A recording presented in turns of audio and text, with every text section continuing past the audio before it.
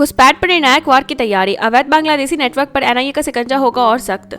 अवैध बांग्लादेशी घुसपैठ से जुड़े मामले की जांच अब राष्ट्रीय जांच एजेंसी के हाथ में आ गई है। पहले यह केस दिल्ली पुलिस की स्पेशल सेल देख रही थी। गृह मंत्रालय के निर्देश पर एजेंसी ने नया एफआईआर दर्ज कर पूरे syndicate, money trail, funding channel और अंतर्राज्यीय व सीमा पार कनेक्शन की गहन जांच शुरू कर दी है। माना जा रहा है कि आने वाले दिनों में बड़े खुलासे और कड़ी कार्रवाई हो सकती है, क्योंकि यह मामला सीधे राष्ट्रीय सुरक्षा से जुड़ा है।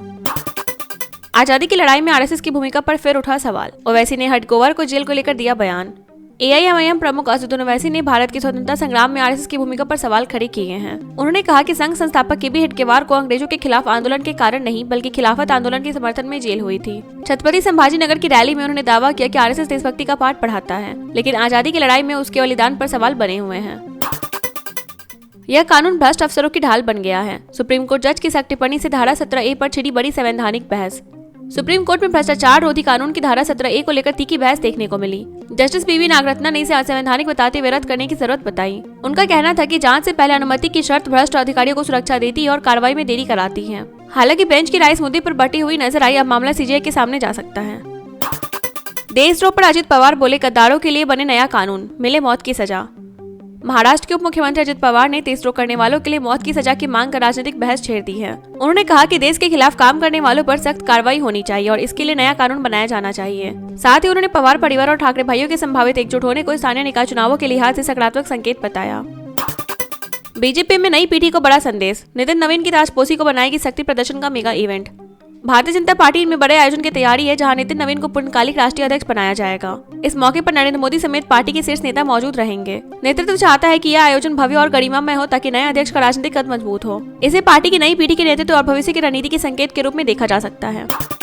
ईरान से कारोबार करना पड़ा महंगा, ट्रम्प के 25% टैरिफ फैसले में भारत भी आया दायरे में। अमेरिका के राष्ट्रपति डोनाल्ड ट्रंप ने ईरान के साथ व्यापार करने वाले देशों पर 25% टैरिफ लगाने का ऐलान कर दिया है। यह फैसला तत्काल प्रभाव से लागू हुआ है। भारत भी ईरान से दवा, चाय और अन्य वस्तुओं को व्यापार करता है, जिससे भारतीय कंपनियों पर असर पड़ सकता है। ट्रंप का कहना है कि यह कदम ईरान पर दवा बनाने की रणनीति का हिस्सा है।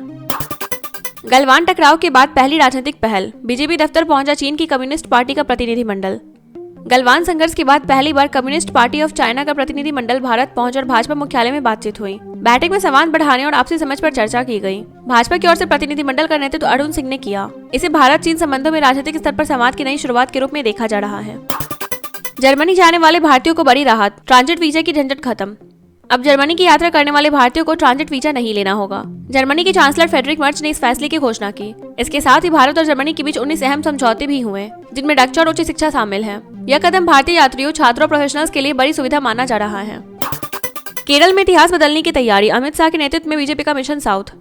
केरल में भाजपा अब बड़ी राजनीतिक छलांग लगाने की रणनीति पर काम कर रही है। इस अभियान की कमान अमित शाह ने संभाल ली है। पार्टी का दावा है कि राज्य में उसका वोट शेयर लगातार बढ़ा है, हालांकि सीटों में तब्दील नहीं हो पाया। जो कभी नहीं बदला वह अब बदलेगा के नारे के साथ भाजपा केरल में अपनी जड़ें मजबूत करना चाहती है। तमिलनाडु चुनाव में सबसे बड़ा वाइल्ड कार्ड, विजय की पार्टी टीवीके ने बढ़ाई चिंता। तमिलनाडु विधानसभा चुनाव में अभिनेता विजय की पार्टी तमिलका वेट्री कड़गम को बड़ा फैक्टर माना जा रहा है। सत्तारूढ़ डीएमके और मजबूत होती एआईएडीएमके के बीच टीवीके की एंट्री ने मुकाबला रोचक बना दिया है। विजय की लोकप्रियता युवा और शहरी मतदाताओं को प्रभावित कर सकती है, जिससे राज्य की राजनीति में बड़ा बदलाव संभव है।